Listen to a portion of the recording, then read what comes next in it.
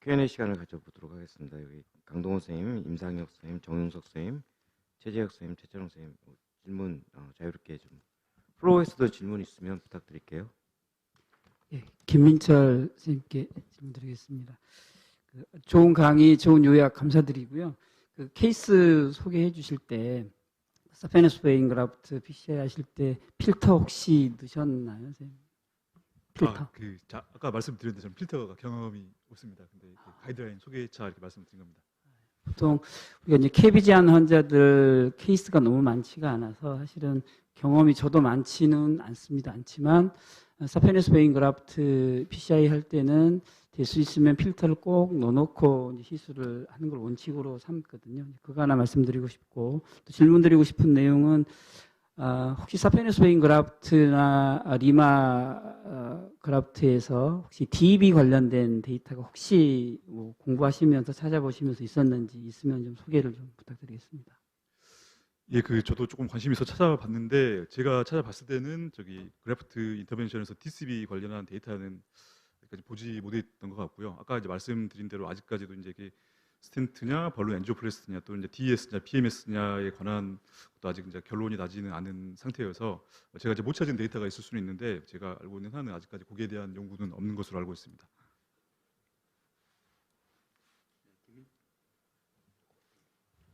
김민철 교수님 나오신 김에 아까 디지털 프로텍션 디바이스에 대해서 말씀해 주셨는데 저도 이제 거기에 대해서 한번 여쭤보고 싶었는데 디지털 프로텍션 디바이스를 써본 적이 없으시다니까. 저 같은 경우에는 이제 디지털 프로텍션 디바이스를 귀찮아서 잘 쓰진 않고요. 이제 뭐 사피너스 베인 그래프트의 인터벤션 경험이 그렇게 저도 많지는 않지만은 스롬벡토미를 결승대로 해가지고 스롬보스 버든을 최대한 줄이려고 노력을 하고 있고 이제 스롬벡토미를 할 때 가이딩 카테터 안에 이제 스롬보스가 있는가 항상 조심을 해야 되고 플러싱을 잘해야 되는 것 같습니다. 그러고 나서 이제 몇 번 스롬벡토미를 하고 나서 그 스롬벡토미 디바이스를 이용해 가지고 인트라 리저널로 로딩 도스에 앱16맵을 좀 주고 나면은 노 리플로우를 거의 경험하지 않았습니다. 네, 그런 좀 팁 말씀드리고 싶고요. 네, 감사합니다. 저는 김효수 교수님께 좀 질문을 하나 드리고 싶습니다. 동산성심병원에서 근무하고 있는 최재혁입니다. 저 로타 어블레이션에 대해서 관심은 있었는데 이제 많이 할 기회가 없어서 이렇게 많이 해보지는 못했는데요. 이제 스텐트가 언더 익스팬드 된 상태에서 ISR이 온 경우에 꼭 로타 어블레이션을 이제 필요하다라고 말씀을 해주셨는데 그런 경우에 이제 로타 어블레이션을 했을 때 스텐트 스트럿이 이제 망가짐으로 인해서 그거로 인한 이제 컴플리케이션이 혹시나 생기지는 않을지, 그리고 그런 경우에는 시술하고 나서 뭐 NC까지 하고 나서 다시 안쪽에 스텐트를 루틴하게 삽입하시는지 궁금합니다.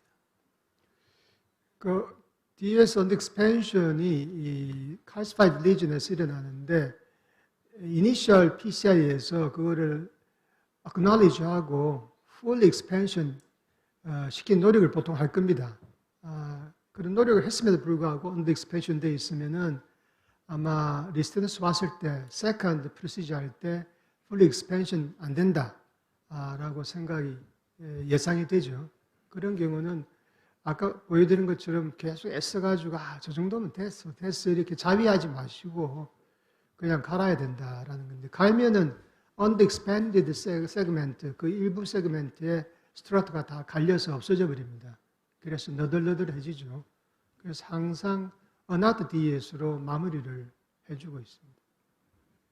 네, 제일 첫 번째 세션에서 니토트리시 바른 그때 팝이랑 마이클리가 이렇게 보여줬는데 스텐 언더 익스펜션 됐을 때 이 니토트리시 발론하면은 굉장히 쉽게 해결되어서 이런 위험한 디터레이션 안 해도 될 것 같은데 지금 현재는 저희 나라에 니토트리시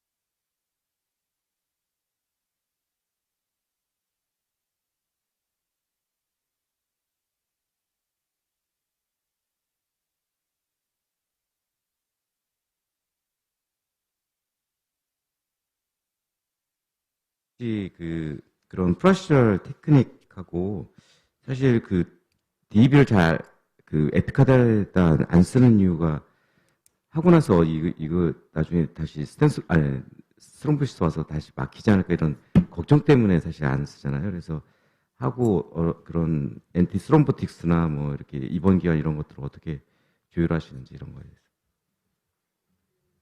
두 번째 케이스가 LAD가 이제 굉장히 스몰 베슬이고 디퓨즈 옹리절인데 그 모든 케이스 이제 프로시저 할 때 거의 대부분에서 이제 아이부스나 심플하면 이제 OCT 같은 걸로 이제 사이징을 하거든요. 그래서 그 두 번째 케이스는 원래 베슬 자체가 굉장히 작았습니다.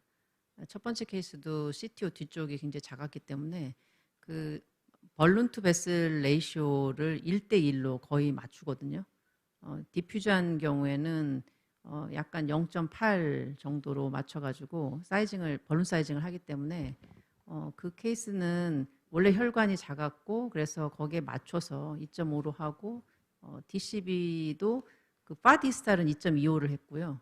그것도 다 사이징을 맞춰서 이렇게 DCB 어플리케이션 DB가 이제 두 가지 폴드가 있는데 DSISR에 대한 DB 엔지오플라스티는 벌룬을 굉장히 크게 해야 돼요.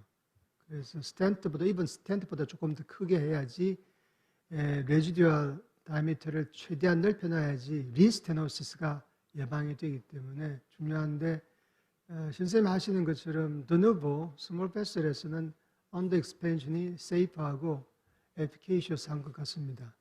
궁금한 것은 세 케이스 다 팔로우 엔지오를 안 보여주셨기 때문에 어떤 식의 비헤비를 보이는지 궁금하긴 하거든요. 그래서 혹시 팔로우 엔지오한 케이스, 루틴 팔로우 엔지오는 안 하고 심튼 드리븐 알았어요. 초창기에는 그 팔로우 엔지오를 거의 루틴으로 다 했었었는데요. 이제는 거의 그 데이터가 그 레지듀얼 루멘 다이아메타가 그대로 연결이 되는 경우가 이제 3분의 1 정도 되고요. 3분의 2에서는 거의 루멘이 인라지먼트가 일어나기 때문에 그런 것들을 이제 확인하고 나서는 그 다음에 이제 클리니컬한 팔로우만 좀 하고 있습니다. 그 세 환자는 다 클리니컬하게 다 좋아졌고 에코 파인딩도 다 좋아졌습니다. 네, 저 신은석 교수님 나오신 김에 저도 질문 하나 드리겠습니다. 이렇게 김효수 선생님 케이스처럼 이제 스텐트 ISR에 로타하고 나서 혹시 DEB 치료는 어떤지 궁금하고, 네. 그리고 만약에 스텐트 ISR이 아니더라도 이제 우리가 헤비 칼시피케이션에서 로타로 크랙을 열심히 주고 벌룬 해준 다음에 DEB를 해주면 딜리버리가 잘 돼서 효과가 있을지 좀 궁금합니다.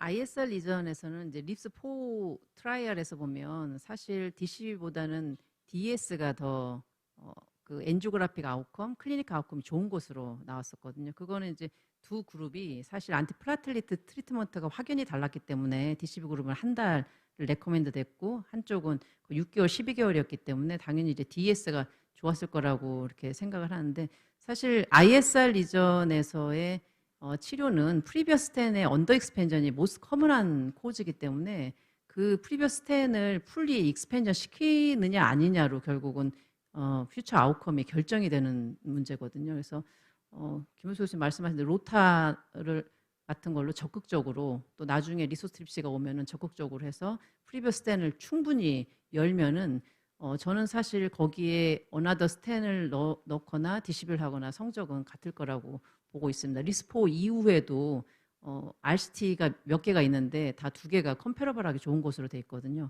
그리고 칼시파이드 리전은 그게 360도 인서클링하는 칼시피케이션이면은 이제 로타블레이션이나 이런 걸로 해서 크랙을 깨고 벌룬 엔지플라스를 해가지고 그 스트레칭을 시켜야 거기에 이제 DCB 효과가 나타나는 거거든요. 그렇게 360도가 아니면은 거의 대부분에서는 벌룬 엔지플라스티 하고 루멘이 확보되면 그 루멘 확보된 곳에서는 그 DCB 효과가 있는 것으로 그렇게 보여져 있는데 RCT가 없어서 정확하게 얘기를 해드릴 수는 없고. 이전에 저희가 시퀀트 플리즈를 이제 쭉 써오다가 요새 이제 메이저 회사에서 신제품들이 많이 나왔잖아요. 보험도 되고 보험 적용도 다른데 그 발론과는 확실히 차이가 다 있습니까? 다.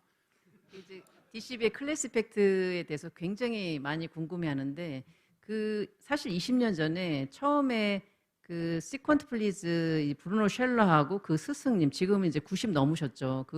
그분하고 같이 거의 그 10년, 15년 정도를 동물 실험하고 모든 그 엑시피언트 미디어를 가지고 한 10몇 개의 미디어를 전부 다 검사를 했거든요. 근데 그 중에서 콘트라스트 미디어, 그러니까 이오프로마이드가 가장 효과가 좋은 것으로 되어 있고요. 그 이외에 한 두세 개만 조금 효과가 있는 걸로 되어 있고 거의 엑시피언트의 효과라고 볼 수 있습니다. 그래서 엑시피언트가 얼마나 페클리탁셀을 베슬 안에 스테이닝 시킬 것인가. 적어도 미니멈 2주는 그 가지고 있어야 되는데 지금 그 엑시피언트들 나와 있는 것들은 잘해 한 2, 3일 정도 가지고 있고 시롤리무스 같은 경우는 아예 그냥 그 어플리케이션 하자마자 거의 하루 지나면 다 와시아웃 돼서 사라진다고 보시면 되는데 플레인 벌룬 엔지오플라스티랑 똑같은 거거든요. 그래서 약은 페클리탁셀이 현재는 가장 그 바스큘라이즈 스테이닝이 오랫동안 돼 있는 것으로 돼 있고요. 모든 그 벌룬들은 근데 시퀀트 플리즈가 그걸 특허를 걸어놨기 때문에 이오프로마이드는 더 이상 쓸 수가 없고 다른 엑시피언트들인데 엑시피언트들의 효과의 차이라고 이렇게 이해를 하시면 될 것 같습니다. 중요한 게그 디벤조플라스티 한다고 리전 넣어가지고 블론하고 약물 발리 쓰니까 똑같이 효과를 발휘할 것이라고 생각하면 전혀 안 되거든요. 그러니까 타임 딜레이 투 인플레이션이 상당히 중요해요. 그러니까 이게 액큐스 페이스 들어가면 막 식히기 시작하기 때문에 타임 딜레이 투 인플레이션 미니마이즈 해야 되고 저희 연구 결과에 의하면은 거의 20초 이내로 해야 되고 더 shorter, the better고 인플레이션 타임 길게 해야 돼요. 회사로서 아무 근거 없이 30초면 충분하다 그러는데 절대 아니고 CTO 같으면 저는 뭐 5분씩이나 그냥 쭉 인플레이션 해놓고 컷오프 밸류는 한 61초 정도 나오더라고요. 한 300명 정도를 했는데 그래서 결국은 타임 딜레이 투 인플레이션을 줄이려면은 딜리버러빌리티가 상당히 중요하거든요. DB가 문제가 뭐냐면 벌크 해가지고 잘 안 넘어가요. 그 전에 프리페어 언론은 쉽게 했는데 만만하게 생각하고 DB 넣었더니 안 넘어간다. 그래가 다 시간 낭비하는데 그래서 지금 시퀀트 플리즈 네오까지 나왔지만은 딜리버러빌리티에 관해서 아마 에이전트라든지 프리베일이 조금 낫지 않을까라는 생각에서 엑스피언트는 불리한데 딜리버러빌리티가 좋아지면은 타임 딜레이를 줄이니까 실제로 이펙티브한 디벤조플라스 될 수 있다라고 저는 생각합니다.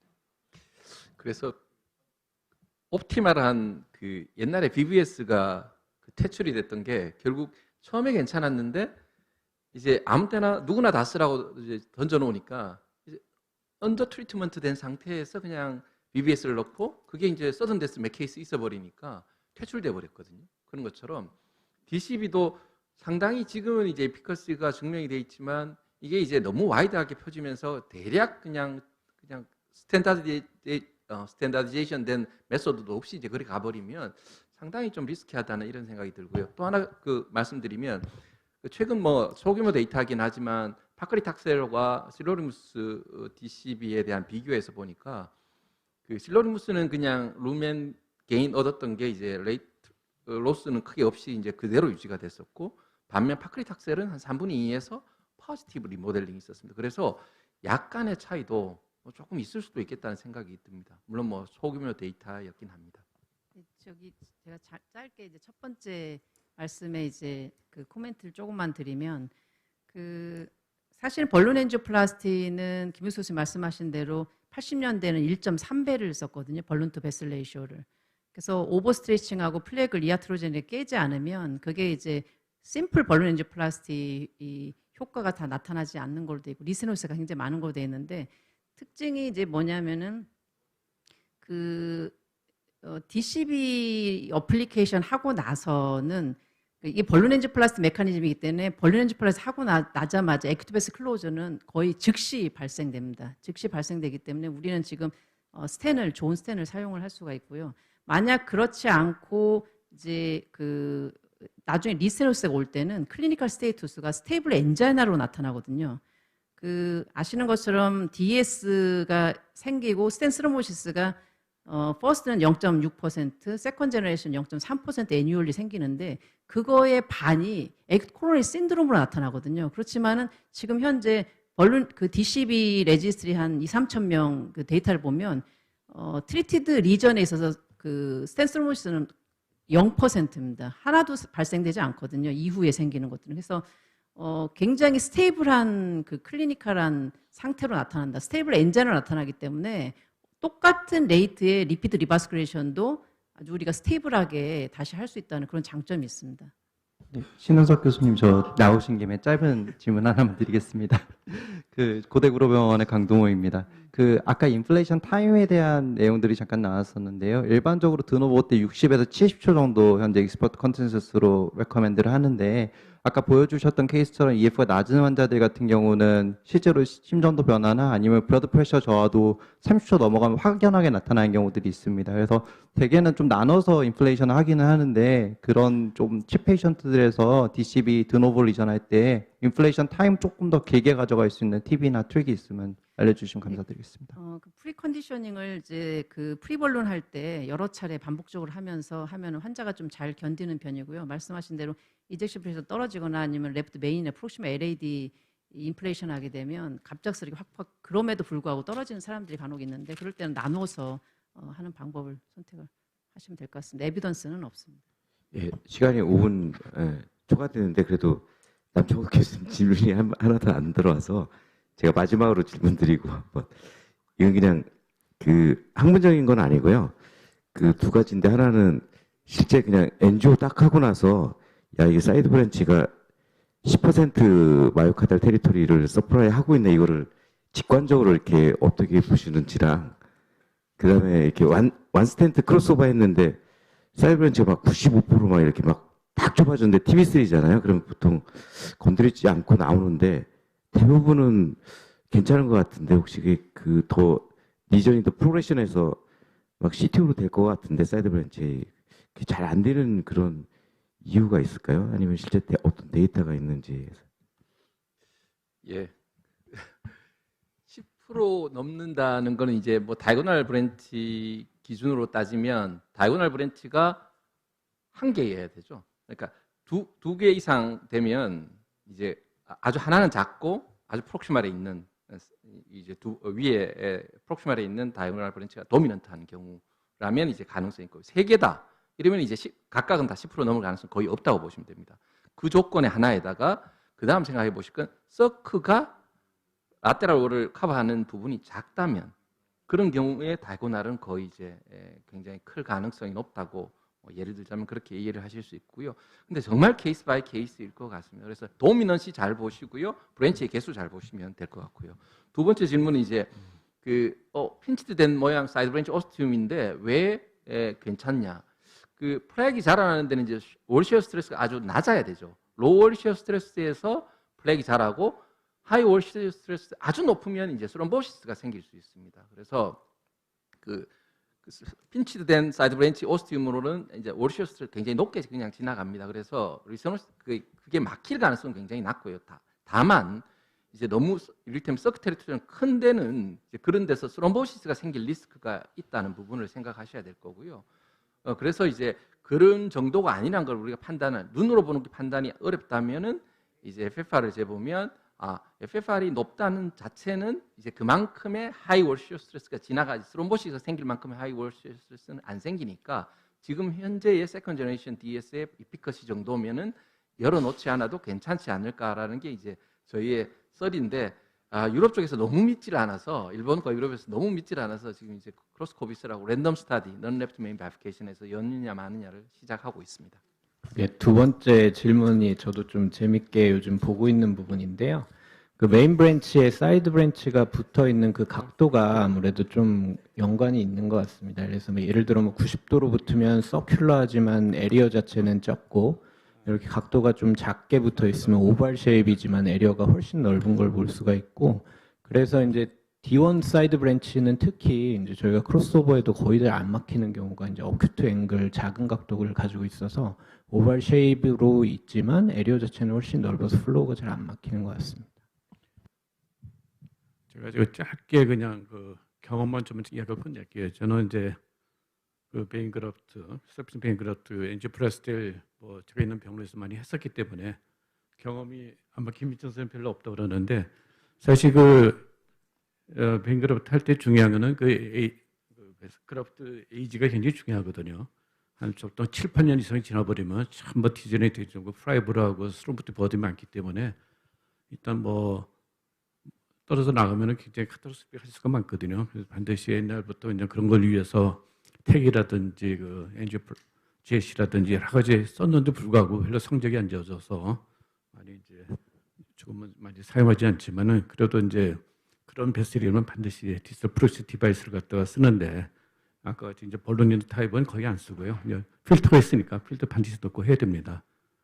그거는 뭐 좀 연념하시고 만약에 이제 에이지가 짧고 디스크리트하고 뭐 평균이 스럼버스나 그런 버딩이 많지 않다 그러면 뭐 그냥 보통 하던 방법대로 하면 되지만은 하여튼 연령이 높아지면은 반드시 이제 노리플레 현상, 베스를 갖다가 이럴 수도 있거든요.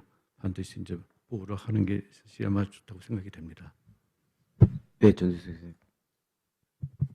그 오늘 강의에서 사이드 브랜치 10% 마이오카드를 버든, 인스킨 버든 얘기 하나 있었고, 사피노스 베인이 결국에는 안 좋다. 그래서 옛날에 뭐 10년 지나면 90%가 막힌다 이렇게 돼 있는데, 그 홍순여 선생님한테 제가 궁금한 게 아까 이렇게 보면은 다이고널 OM 브랜치에 그 사피노스 베인을 갖다 있거든요. 그래서 옛날에 그 KBG가 컴플리트 리바스라이제이션 개념이 굉장히 좋다 이렇게 돼 있는데, 우리가 이제 저희들 입장에서는 이게 과연 이게 사피노스 베인이 롱텀 페이턴스가 좋지 않은데 그 브랜치 그런 걸 다 뭐 OM 그러니까 서크 뭐 이렇게 있는 건 상관없겠지만은 OM 뭐 다이고널 그 브랜치를 갖다 사피노스 브랜치를 써서 리바스테이션 하는 스트래티지, 그러니까 컴플리트 리바스테이션 스트래티지가 아직도 유효한 건지 아니면 그 KBG 영역에서 그런 어떤 트렌드의 변화가 있는지 궁금합니다.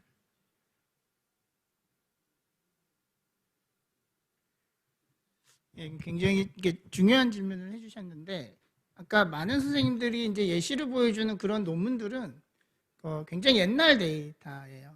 지금은 사피노스 베인을 하베스팅하는 테크닉도 그때 그런 데이터로 페이퍼를 쓸 때랑은 전혀 다르거든요. 뭐 노터지 테크닉을 쓰고 뭐 또 많이 붙여서 쓰고, 그다음에 이제 이거는 좀 전문적으로 넘어가면 아까 그 저 환자는 제가 왜 나이가 많지 않은데 베인 그래프트를 썼냐면, 저 사람이 어차피 DM 네프로스페이스 때문에 그때 벌써 CK가 되었기 때문에 향후 HD로 넘어갈 가능성이 너무 많아서 그냥 저는 이제 그래서 사피노스 베인을 쓴 거고, 저도 실제로 젊은 사람은 양쪽 만마리 아테리를 쓴다든지 뭐 라디알 아테리를 쓴다든지 이건 케이스 바이 케이스로 다 셀렉션을 하는데, 사피노스 베인 그래프트의 리절트가 안 좋다라는 거는 굉장히 옛날 데이터예요. 그래서 최근에 나온 데이터들을 보면 토탈 아테리얼 그래프트랑 아테리얼 플러스 베인 그래프트를 쓴 거를 그 프로스펙티브로 스터디를 하거나 스케줄대로 스터디를 해보면 성적에 별 차이가 없다라는 페이퍼들도 최근에 많이 나와요. 가장 중요한 거는 저는 하베스팅의 테크닉이고 아나스토모시스의 테크닉이 더 중요하다고 생각을 해요. 그러니까 아테리얼 그래프트를 쓰든 베인 그래프트를 쓰든 하베스팅이나 아나스토모시스 하는 테크닉이 그 그래프트들의 페이턴시나 환자의 아웃컴이나 그런 거를 유지하는데 훨씬 더 중요한 팩터라고 저는 개인적으로 생각하고, 요즘은 약간 그런 식으로 컨센서스가 많이 형성되어 있습니다. 네, 이게 시술만큼 수술도 굉장히 많이 발전했네요. 저도 처음 들었는데 오늘 한 12분 정도 오버됐습니다. 근데 뭐 여러 가지 주제에 대해서 이렇게 좀 이렇게 너무 주의가 분산될 만한 그런 내용들이었는데요. 다들 하고 싶은 말씀들이 많았던 것 같고 좋은 내용이었던 것 같습니다. 오늘 발표해 주신 연자님들과 토론에 참여해 주신 패널 선생님들께 감사드립니다. 이것으로 마치겠습니다.